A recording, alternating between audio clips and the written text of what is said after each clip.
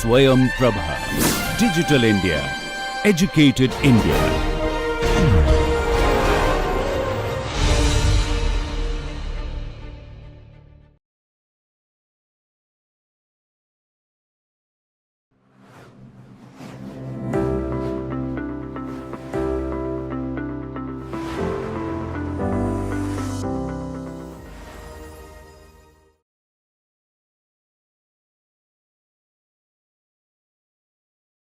As indicated in the last session, we will deal with the DCF or time value of money. That is the first and foremost or one of the fundamental concepts in finance out there, because we need to understand what is meant by time value of money, why is time value of money essential, where are we going to use this time value of money concept, and so on and so forth.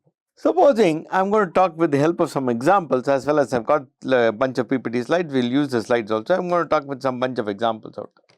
Supposing I say that you are investing, I would say investing rupees 10,000 at the rate of 12%. What do we need to know? We need to know what is the future value of our investment. FV, nothing but future value. Because future value of your investment will be higher than 10,000 obviously. Why higher than 10,000? That will be basically this 10,000 rupees you are going to get back plus 12% of 10,000 plus 10,000 into 12% is what you are going to get back out.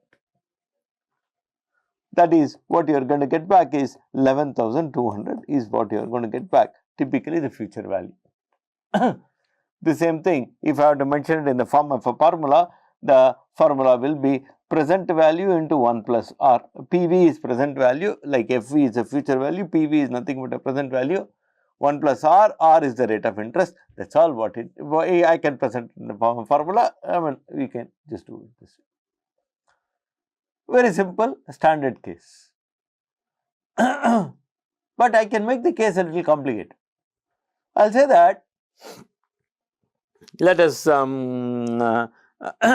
let us sort of say indicate that. Supposing I take the same example. I will say example number 2. You are promised that 1 year later you will be given $11,424 out. 1 year later you will be given $11,424. And your expected return from the investment is 12%. Imagine your expected return from the investment is, let us say, is about 12% out there. Let us look at your expected return is 12% out. That means I have two options. I know I invest in a particular fixed deposit,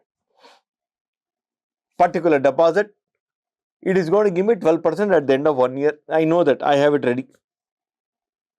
I have another option. He says that I will give you 11,424 1 year later. Now, you give me an investment in such a way that the return what you give, that is the difference between what you invest today and what you are going to get 11,424 is equal to 12%. That is your expected return. I would say the investment what you make today, that is the money you are going to get 11,424 is exactly going to be equal to that 12% out there. So, what is the amount that you would like to invest if you are expecting 12% return? Extremely simple in this particular case out there. I would basically say that my cash flow out there, C, divide by 1 plus the interest rate out there, that is what happens, 11,424 divided by 1 plus 12% out there is all that I will do in this particular case. That will give me a value of, I think you can calculate, it will give me a value of about 10,200. It will give me a value of about 10,200. That is to say, this is what we call it as the present value. This is what we call as the future value. Future is going to give you 11,424. Your R, expected return, is 12%. So, what is the present value of the future money you are going to get? The present value of the future money what you are going to get is 10,200 if your expected return is 12%. Sir, if the expected return changes, will the present value change? Yes, if it's higher than 12, then it will be lower than 10,200. If it is lower than 12%, then it will be, present value will be higher than 12% of 10,200. Simple. How much are you discounting? That is what it is. Here I am discounting by 12%. This money what I am going to get. I can discount it by a number out there. I can discount it by a number. That depends on the expected return. In this particular case, I specifically said my option of an alternative investment that I have with me. The alternative investment I have gives me 12%. So, 12% becomes my benchmark discounting rate. So, I get this figure out there. So, that is what we will see. Moving a step further from here,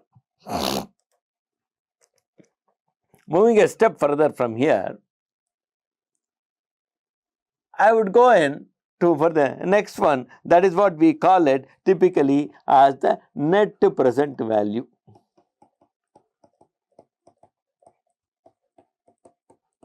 Now, what is this net present value in this particular case out there? Supposing I say that net present value. What is net present value? Let us say, let me take an example. There is a debt instrument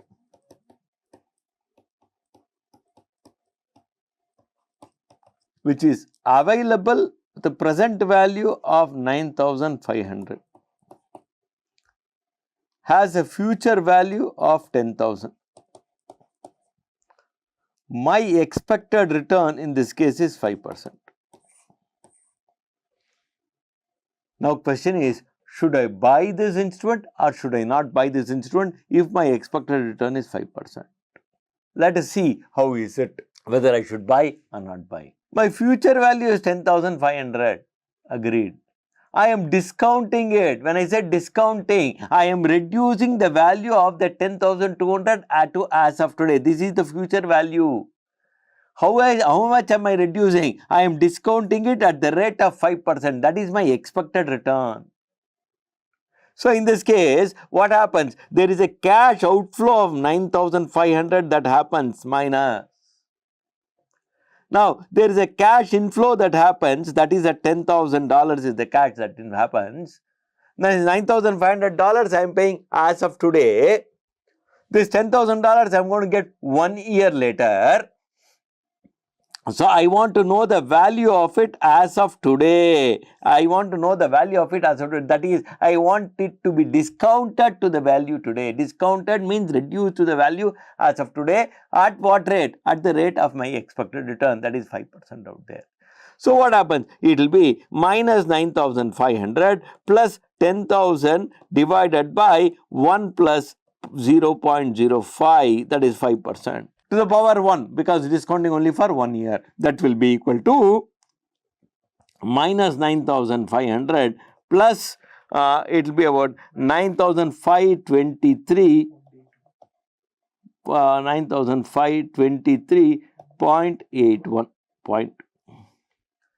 That means what happens? There is a 23.81 positive NPV, net present value. Net present value is nothing but cash outflow and then cash inflow. The difference between the cash outflow and the cash inflow. Present value of the cash outflow and present value of the cash inflow. The difference between the present value of the cash outflow, which is the money that is going out, and present value of the cash inflow, that is future expected cash I am going to get, I am discounting it to the value as of today. The difference between that is NPV. If NPV is positive, the $10,000 or 10,000 rupees what you are going to get 1 year later, if given my expected rate of return is 5%, is worth about 9,523.81. Is worth about 9,523.81. The 10,000 rupees what I am going to get 1 year later, given my expected return of 5%, is worth about 9,523.81. Whereas how much am I giving as of today? 9,500. What is the value of what I am going to get in future as of today? The value of what I am going to get in future as of today is 9,523.81. So what happens? There is a 23.81 that is going to be, I am going to gain out there. That is where we call it as positive NPV, positive net present value. So what happens? Should I accept this? Should I buy this at 9,500? Yes, I will have to buy this at 9,500 if my expected return is 5%, because I will make a little more money than my expected return. So far what we have talked about is all a single period case. When it's a single period case, we all took it for 1 year, that's all. Whether it is net present value or whether it is even the previous examples what I did of what you call it future value, all these things, I have just done it for only 1 year. Let us look at a multi-period case out there.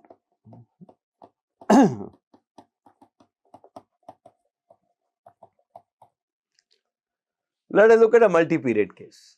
For example, let us take a person basically invests money. A person basically invests money of about $500 or 500 rupees at the rate of 7% for 3 years. What is the money that the person is going to have at the end of 3 years? It will be 500 into 1.07 into 1.07 into 1.07. So what is happening? Your return is getting compounded. How is your return getting compounded? Let us see that. The first year I have what is called as earn 7% interest. So first year, year 1, what happens? My investment is 500. Earnings, what I am going to get is 7% of 500. What is 7% of 500, Suhail? 35. So I am going to have interest of 35. In the second year, what is my capital? This 535 becomes my capital. That is going to earn 7% interest, that 535. What is the interest? What is the interest component? 37.45. Pardon me? 37.45. 37.45. So for third year, what is my principal? 535 plus 37.45, that is 572.45. 572.45. And this is going to earn 7% interest out. And when this is going to earn 7% interest, what is the value, Suhail? 40.07. 40.07. So in net, I will have to get 572 plus 40, 572.45 plus 40.07. At the end of 3 years, I will basically get 612.52 is the money that I am basically going to get out there. So what is happening? It is getting compounded in the process. Is there a formula for that? Well, yes, there is. Basically, we can use a simple formula in that particular case out there. All that I have to do is 500 into 1.07 cube 3 years. That's it.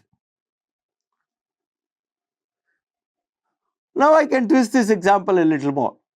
How do I twist this example a little more? I will say that imagine a company is giving you a consistent dividend of 1.10 every year, and this dividend is expected to grow at the rate of 40% for the next 5 years. This dividend is expected to grow at the rate of 40% over the next 5 years out. So what is happening? It is giving me a dividend of 1.10. It's expected to grow at 40%. It's expected to grow at 40% for the next 5 years. So what is going to be the future value of this dividend? What is the kind of money that I am going to have at the end of 5 years out there? What is the money that I am going to have at the end of 5 years? Am I right? Edit again. What is the money that I am going to earn at the end of 5 years? That is, what is the dividend that I am going to have at the end of 5 years, in the 5th year or at the end of 5 years? So what is the dividend? What is the dividend that I am going to have at the end of 5 years? All year on year accumulated together, every year together. So what is that? Very extremely simple. It will be 1.10 is what I am going to get. This is going to grow at what is called as 1.4 1 plus r to the power of 5, and then that's going to give me about 5.92 is the amount of dividend that I am going to have in 5 years out. So what happened? Future value, compounding. So we looked at future value, single K period. Future value, compounding. That is what I am basically looking. I am not discounting here. I am only compounding. I am not discounting here. Please note, in this case or even in this earlier case out there, I never discounted. Discounted means I did not reduce the future value to the present value. No, I have not done that. I am calculating the future value. That's all. Now, if you have to discount it, then you can very simply discount it. Then you can say 6.12.52, I am going to get after 3 years. What is the value of it as of today? If my expected return is 7%, then all I will have to say is 6.12.52 divided by 1.07 to the power of 3. That should give you basically the same money. So what happens? I am discounting here. I am discounting here. Discounting means bringing the value of the next year to the value as of today. All these same things I have sort of depicted in the form of slides out. Time value of money, it is what I said. It is sum of the sum of money. The sum of money is worth. The sum of the money is worth more than the same sum that will be at the future date due to the earnings potential in the interim, etc. So future value and present value, I took the same example. If you invest $10,000 at 12%, what is the kind of return? We did calculate that. We did talk about one period case, present value. If you had got promised 11,424 1 year down the line with the interest rate of 12%, your investment will be worth how much? 1200. That is what we calculated. We also looked at this. That is, supposing you say 9,500, you are buying an instrument which you are going to get 10,000 a year later. Expected return is 5%. Will you buy it or not? Yes. In NPV case, we solved it. We also looked at multi-period case, future value and compounding. We said that I didn't use the name. Of course, Sarla Mistry put $500 in a savings account in a Missouri Cooperative Bank. The account earns 7% annually. How much will she have at the end of 3 years? We did calculate this. The next one, growth rate, compounded growth rate. What will be the dividend out there? Basically, what are we looking at in this particular case? Future value and compounding. Same thing as I had explained in this slide. As I had explained in this slide out here. Year on year, it is getting compounded. Year on year, it is getting compounded out there. Year on year, it is getting compounded out there. So, is this particular case, if I use this slide, what is happening? There's initially you get 1.10 year 0. This is going to grow at the rate of 40%. So, what happens? Next year you get 1.54. This 1.54 is going to grow at the rate of 40%. That is a square. You got 2.16. This is going to grow at the rate of about 3.02, 40%. This is going to grow again 4.23, and it's going to grow 5.92, and that is what we talked about in this particular case out there.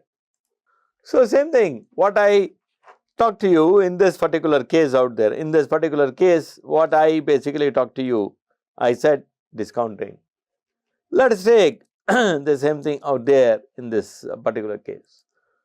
PVN. How much would an investor set aside today in order to have 20,000 5 years later at the current rate of 15%? How much should he set aside today if his expected return is 15% and he's going to get 20,000 5 years later? 20,000 divided by 1.15 to the power of 5, because 5 years out there, and that is what he is going to get, 5 years discounting. So, if he pays about 9,943.53, he will meet his expected return of 15% to get 20,000. So, ideally what he should do, he should buy it at a price which could be possibly lower than 9,943.53. If he buys it at a price 9,943.53 lower than that, he stands to gain because his overall return will be higher than 15%. If he buys it at a price above 9,943.53, his expected return will drop from 15%. So, ideally what happens? This is your threshold. If your expected return is 15%, you can say maximum I can bargain till this point. I should go anything lower than that, I will take it because gainful for me. My cutoff point will be 9943.53 out there if my expected return is 15%. There are 4 more concepts which we will talk about out here. They are perpetuity, growing perpetuity, annuity and growing annuity. Now, there are textbook definitions for all this. Let me use very crude, simple definitions out there. What is a perpetuity? Imagine I retire as of today. I am eligible for a fixed pension every month as long as I am alive. That means what? If I live for 10 more years, I will keep getting the same money. If I am alive for 20 more years, I will keep getting the same money. If I am alive for 30 more years, I will keep getting the same money. So, what happens? It is perpetual. That is, it keeps occurring again and again. The same amount keeps occurring again and again and again and again and again, time immemorial till my life. That is what we call it as perpetuity. Sir, then what is this growing perpetuity? Imagine I am getting the same pension every month. Government is announcing a DA. Imagine government is announcing a DA which is standard, hypothetically, on a thing that, which is standard set at 2% or 3% out there. So, every year, the pension what I am going to get is increasing by 3% consistently, year on year, it is going to keep increasing by 3% till the last day I am going to get pension out. So, what is it is a perpetuity. Perpetuity means lifelong.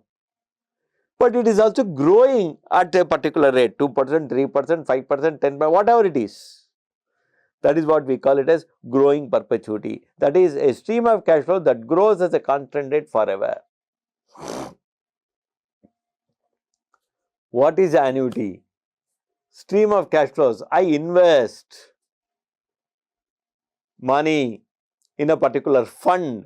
That fund says, for the next 10 years, I am going to pay you so much, constant. I keep getting that money every year for the next 10 years out there. That is what we call it as annuity. Fixed time period. Growing annuity. I invest money. They say you are going to get return for the next 10 years. But every year the return that you are going to get is going to grow at a rate of 5% or 4% or 3%, some obnoxious, some percentage out there. So, what happens?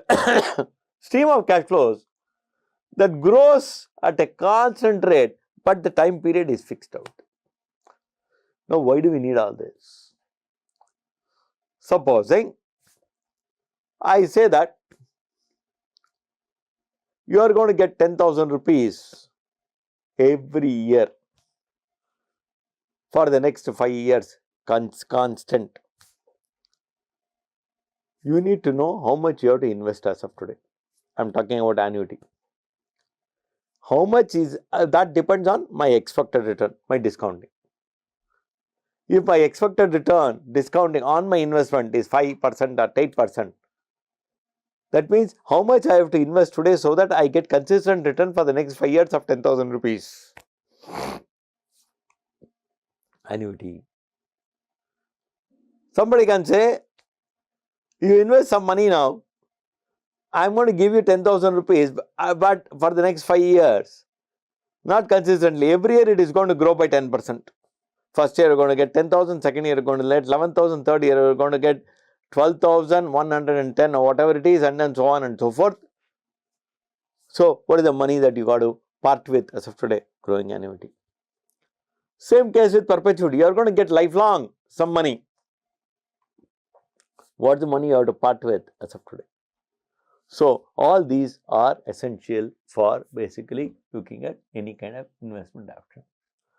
Now, let us take some numericals, some numbers, as well as some basic what you call a formulae, etc. to arrive at all these things out there as we go on.